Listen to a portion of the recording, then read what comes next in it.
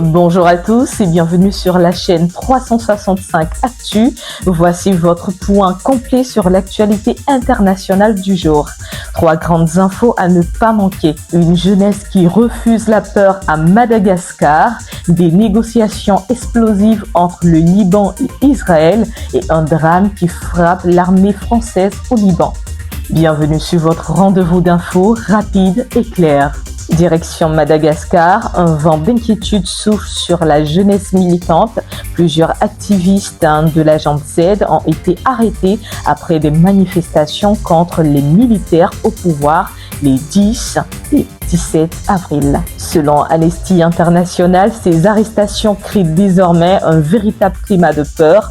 Concrètement, les jeunes militants expliquent. Ils font attention à leur téléphone, évitent certaines conversations sur les réseaux, utilisent désormais des applications sécurisées. On parle d'un événement qui avait pourtant réussi à faire tomber le régime du président Andry Rajoelina en octobre dernier.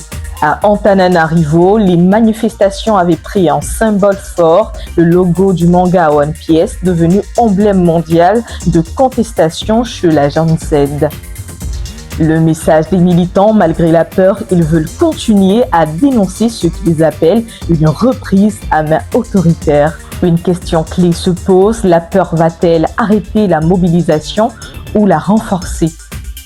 Pendant que la jeunesse se bat pour sa voix en Afrique, au Moyen-Orient, les tensions diplomatiques montent d'un cran. Cap sur le Liban, le pays s'apprête à relancer des discussions directes avec Israël, mais un vieux fantôme plane. L'accord du 17 mai 1983 entre les deux pays reste lettre morte. Aujourd'hui, le président Joseph Aoun et le premier ministre Nawaf Salam veulent reprendre les négociations. Objectif, retrait de l'armée israélienne du sud du Liban, délimitation définitive de la frontière, mais un acteur majeur s'y oppose, Hezbollah. Le mouvement chiite iranien rejette toute idée de compromis, mène une campagne de dénigrement et a même lancé une menace implicite contre le président. Ces menaces sont prises très au sérieux. Pourquoi ? Parce que des membres du Hezbollah ont déjà été reconnus coupables de l'assassinat de l'ancien Premier ministre Rafik Hariri en 2005. Résultat, des négociations sous très haute tension et cette tension a déjà des conséquences tragiques. Drame au Liban, un second soldat français décède, annonce officielle du président Emmanuel Macron. Un deuxième militaire français de la mission de l'ONU au Liban est mort de ses blessures après une embuscade. Il s'agit du caporal-chef Anissi Giradin, engagé au sein de la Force internationale des Nations Unies au Liban. Cette attaque visait des casques bleus de la mission internationale.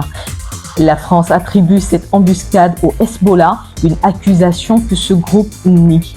Dans son message, Emmanuel Macron a déclaré « Il est mort pour la France et pour la paix au Liban ». 2 autres soldats français ont été blessés dans cette même attaque, un événement qui rappelle à quel point la situation reste explosive sur le terrain.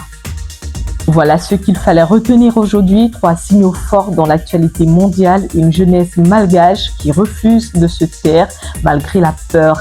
Des négociations Liban-Israël sous menace de violence et le prix humain payé par la force de paix au Moyen-Orient.